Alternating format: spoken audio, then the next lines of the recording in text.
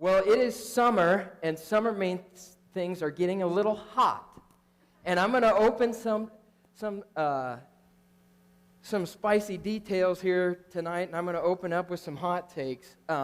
Number one of my hot takes, and you guys can feel free to chime in on this, is frozen yogurt is way better than ice cream. Number two, dark chocolate is in fact the best kind of chocolate there is. All right, here's where things get real spicy. Number three, Crocs, I'm sorry, but they're never a shoe that should be worn out in public. And number four, some of you come to E3 to meet your boyfriend or girlfriend rather than come to meet Jesus. But here's another hot take for you. Sin is really, really, really fun until it catches up. So I'm going to open up tonight by what is sin? Well, my definition of sin is this. Sin is anything that you think, say, or do that doesn't honor God. And look, I know you guys have probably heard this a time or two before, but you know, you're coming to church and it's like, hey man, don't sin, like just don't do that. And everybody's like, well, yeah, duh, you know. The point of this is we live in a sin-filled world. And I'd be crazy to sit up here and tell you not to sin. My message tonight is to bring light on what sin does to you and the temptations we face in our daily life. But here's the thing. I know deep down inside of me that I want to sin, like all the time, right? And I shared with you guys that my greatest temptation in this life was lust. And it had a vice on me, right? And the thing with sin is after you do it over and over and over again is it's kind of like your life gets boring, right? Where you know what you're going to do every single day, and it was just like me. I'd wake up every morning, and it'd become harder and harder and harder to wake up because of the things I was chasing after, the things I was looking at, the things I was doing, and it was all in the name of fun. So here's the thing. Sin is really, really, really fun until it catches up. And let me tell you what, it always catches up if you let it take hold of you. You guys need to make sure that you take care of the sin in your life and deal with it before it takes care of you.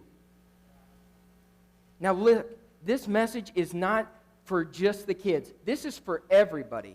This is for me included, because we all struggle with sin and we're all tempted in some way, shape, or form each and every day. So here's a question for you. If sin is so fun, why doesn't it stay that way? Right? So I'm sure many of you have been taught about drugs in school, and I'm sure one of those things along the lines of being taught about drugs is when somebody goes out and say they smoke crack cocaine for the first time, they experience this ultimate high, right? And then they crash and fall. And the next time they do it, they need a little bit more to experience the same high.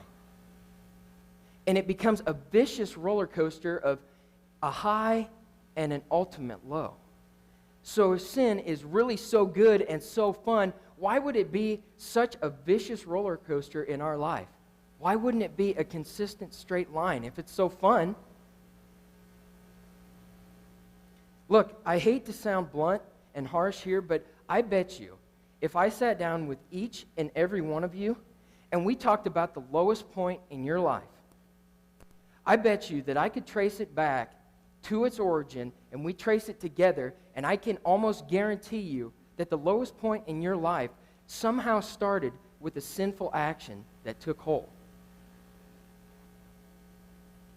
Look, so many of today's tragedies, trials, they occur because of sin. Look, divorce, violence, bullying, school shootings, they all took place because somebody thought it was fun and they let it take hold of their life and they gave action to it. And now I understand that this message, it might be very sobering for some of you, and it might be a real eye-opener.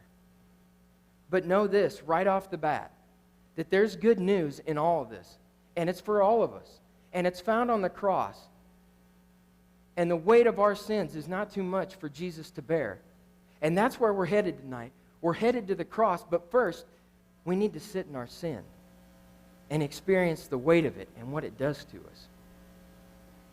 Now, here's a quote that I've heard many times, and it's what I'll base tonight's message off of.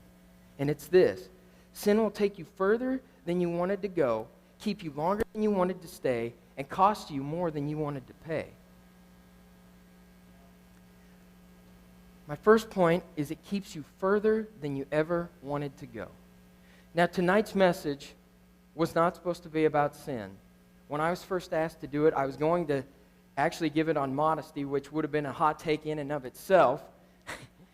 But it wasn't until a couple weeks ago, my buddies and I, we decided we were going to go out hiking at Lake Geode. And this was not your typical, oh, real nice day out. No, this was when Danville, a couple weeks back, got like 6 to 8 inches of rain. And we thought, you know what? We're not going to look at our weather app on our phone. We're just going to go straight for it. So we went in, and we started out, and it started raining, and we thought, well, we better not better not have our phones with us. So we left our phones in the car. And then we decided, well, we don't have a flashlight, but really we shouldn't be that long. It's only 7 o'clock. It's starting to rain, you know. It'll be fine. We'll get through it in no time. This is supposed to take 3 hours to hike this. We're like, I'm pretty sure we can beat that. We go along, and this trail is soaked. And we come to the point, we're probably 2 hours in at this point. And we're thinking, I don't think we're halfway done. And we come across the spillway that goes into Lake Geode. And the spillway at this point is no longer a nice little creek. Instead, it's about 30 to 40 foot wide, and it's a flash flood. And one of my buddies takes a step out, and he can't touch the bottom, and he's grabbing onto a limb, and he says if he lets go, it's going to take him under. We were caught. We didn't know what to do. It took us further than we wanted to go at that point because now we were at a crossroad. We knew it was a dumb idea going in, but we knew we wanted the rush. Satan does that same thing with sin in each of our lives. You start out just walking along, and suddenly you want more and more and more, and he keeps leading you further and further away. Look, it could be as simple as this. You know, it's summer, right? Guys, you're ready to flaunt your abs. Girls, you're ready to flaunt that leg gap, right? And all of a sudden, you know, you see this workout app pop up on your phone when you're checking Snapchat, and you think, you know what? I can work out. So you do one workout, then you do 2 workouts, then you do 3 workouts, and then it's the middle of summer, and you're thinking, well, these abs are kind of looking like one big ab. So you think, well, maybe I can skip a meal. So you skip a meal, and you skip another one. Next thing you know, you have an eating disorder. And you may have that perfect body, but your quality of life is so terrible, it's worth nothing. And then you sit back and you wonder, how did I get here? See, that's the whole thing. That whole time you think you're hiking, and you think you're just out for this nice walk, but really you're going further and further away from Jesus, all in the name of fun. And you didn't even realize along the way that sin's goal, Satan's entire goal, is complete separation from God. See, Satan is extremely clever, and he's deceitful. He'll say anything, kind of like that ex that wants you to get back in bed with him. He'll say anything. In 1 Peter 5:8, it says, stay alert.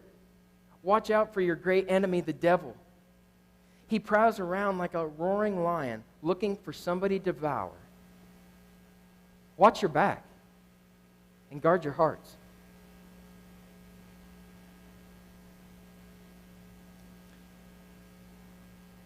Satan, his whole purpose in life is to ruin your life. And in John 10:10, it says the same thing. It says, the thief's purpose is to steal, kill, and destroy, while Jesus' purpose is to give you a rich and satisfying life. You see, some of you took my class in the wintertime, and I elaborated on this quite a bit, and that is in James 1:14 through 15, it says, temptation comes from our own desires, which entice us and drag us away. These desires give birth to sinful actions, and when sin is allowed to grow, it gives birth to death.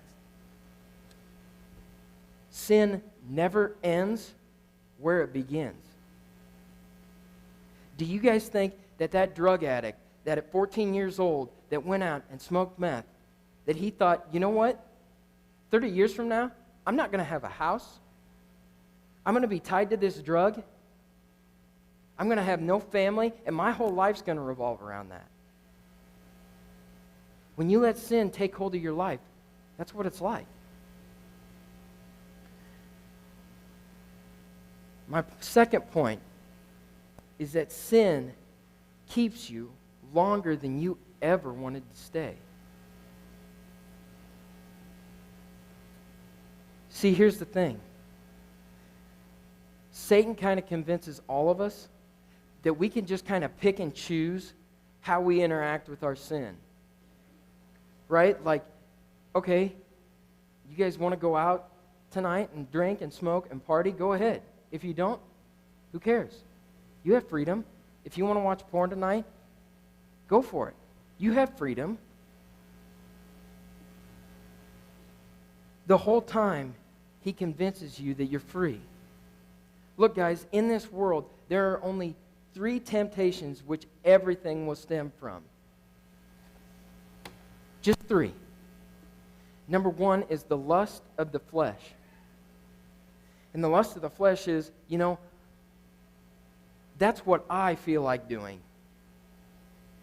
Number 2 is the lust of the eyes. And that's what I see, but I really don't know what it is. But I can just see the surface of it.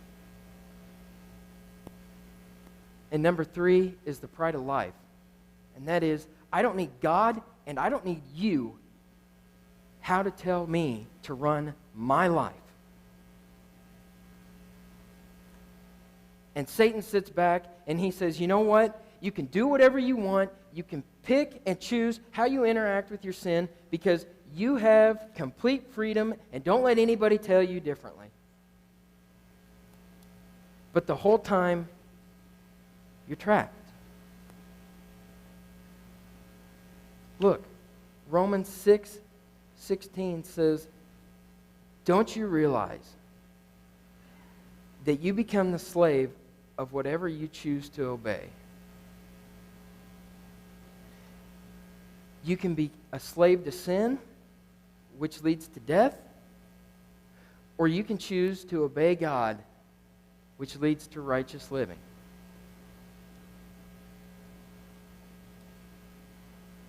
Look, when trials and temptations come our way, guys, it's so easy for sin to slip in and say, you know what? You need affirmation? You need pleasure? I've got pleasure. I've got affirmation. Come this way. You could be lonely. And all your friends, they've all got boyfriends and girlfriends. And you think, I'll never be good enough. And then you get on Instagram and it's like, the world hates me. Everybody's hooking up, everybody's pairing up. And then you download Tinder. And you think to yourself, can they fix my loneliness tonight? Or maybe, you're at a party and you get there and you're like, man, it's getting hard to see. I can't see straight. The baby comes on and he makes you forget what you learned from your dad. And it's like, man, this is lit. Like, I've never felt better in my life. But a half an hour ago, you took a Xanax, and you don't really know if this is real or not. Or maybe you go throughout school, and all you want to do is gossip about everybody else and talk about everybody else's problems except your own. Because you need to feel justified in your actions because you're not getting something that you desire. So you sit back and you gossip. You sit back and you bully people to make yourself feel better. Or maybe, you know what, you experienced a tragedy in your life, and how you coped with it was food. And now you're sitting here and you're thinking, man, I don't even know if I can go out in public. I don't like the way my body looks, and I know if I eat that, I'll never feel right about myself again.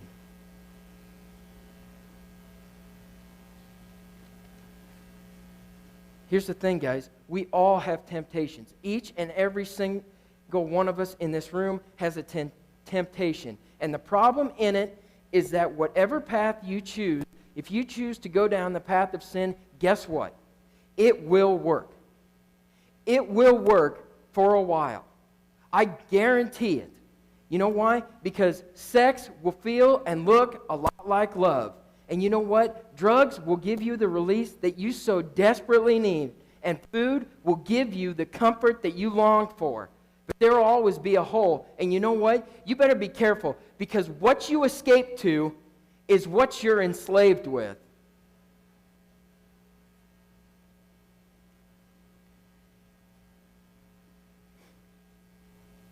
It'll keep you longer than you ever wanted to stay. And really, the whole time, you know, it's kind of like Amazing Grace. We've all heard the song, right? I was lost, and now I'm found. I was blind, but now I see. You see, sin's whole goal is, I was lost, and I stayed lost. I was blind, and I'm still blind. The ultimate goal of sin is for you not to have a relationship with Jesus.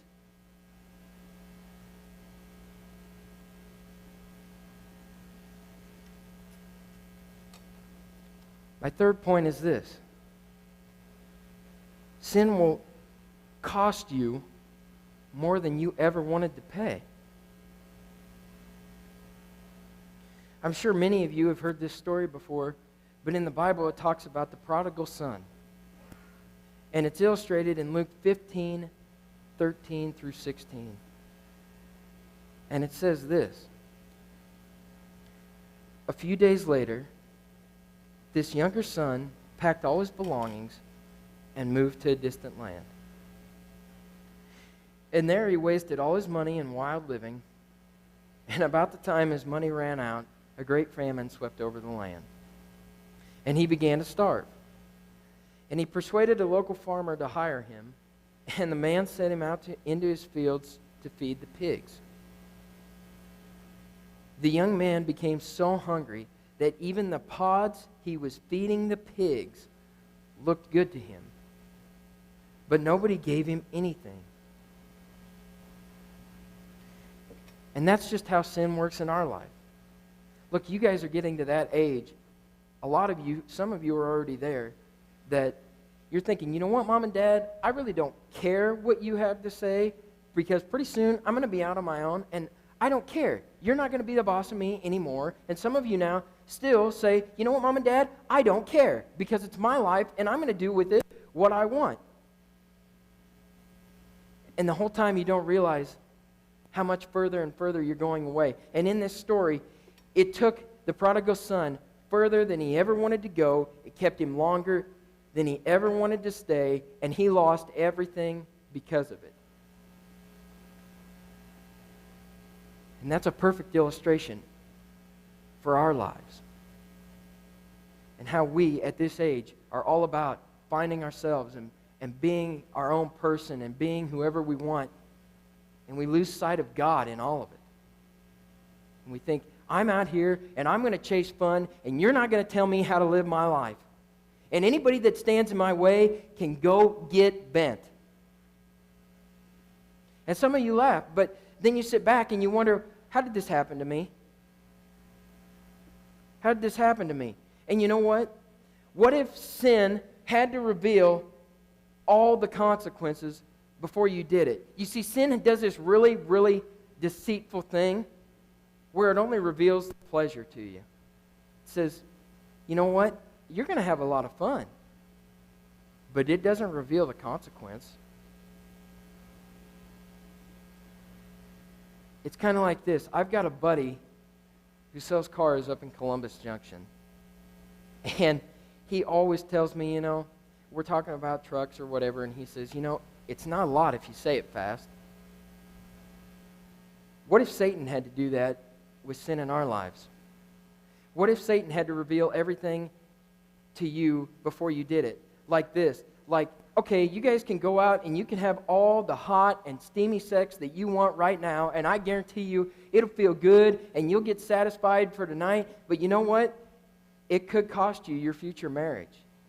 It could cost you your relationship with whoever you end up with in the future. It'll affect every relationship going forward. It could cost you a pregnancy, and it could cost you an abortion. Would you still do it? Or maybe, you know, your dad never gave you that attaboy growing up. So now, Satan says, well, you know, in order to feel significant, look at what everybody's got around you. Don't you want that? So you think, man, I do want that. I want to feel entitled. I want to feel empowered. So you go out and you work 80 hours a week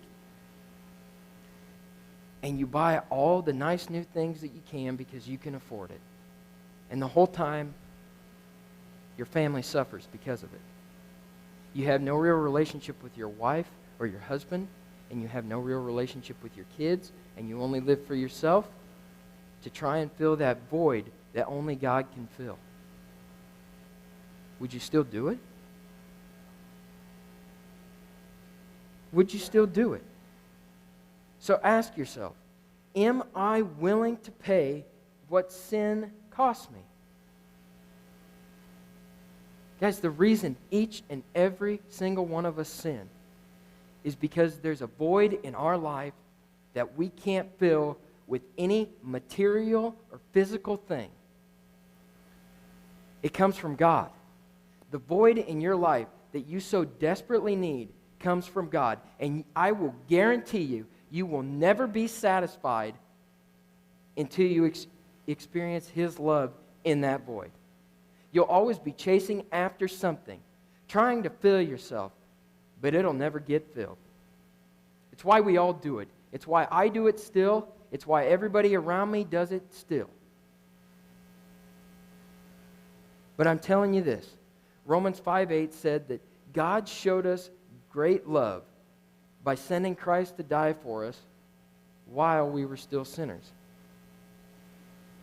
That wasn't before we sinned. That wasn't after we sinned.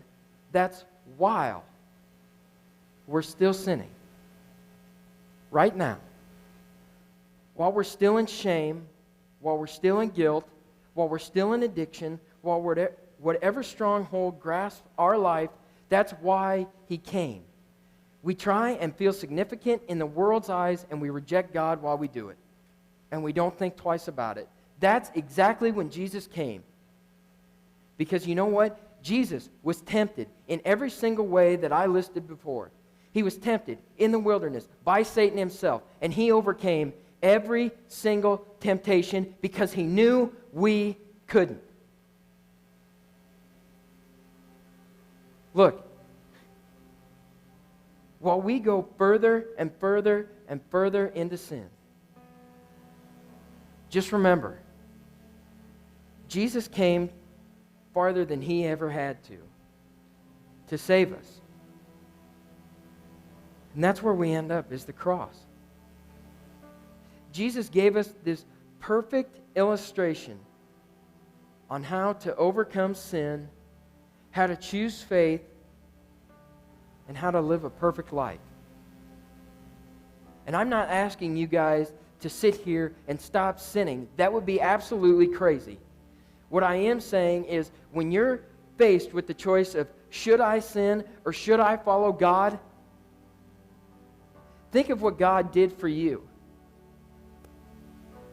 Sinning is not God's best in your life. And those of you who aren't paying attention, that's who I'm talking to most. Sinning is not God's best for you. God wants to bring you life and life to the fullest, and we sit here time and time again, and we reject Him, and we don't care. And we do whatever we please, and we do whatever makes us feel good. But ask yourself, God gave everything He had for me. Why can I not give everything I am to Him? Jesus came for all of us, guys. You might have given everything that you had to sin. You might have given your mental health. You might have given your virginity. Whatever it may be. You might have given it all for sin. But you know what? Tonight can be the night that you say, no more. When faced with the choice between sin and God's will, I'm going to stand by God and I'm going to do what He asked me to do. And I'm going to know that if I mess up, that there's forgiveness in it. And I'm going to be aware and know that there's sin in my life. And I'm not going to just live for myself time and time again like I did before. And I'm going to know God's with me every step of the way.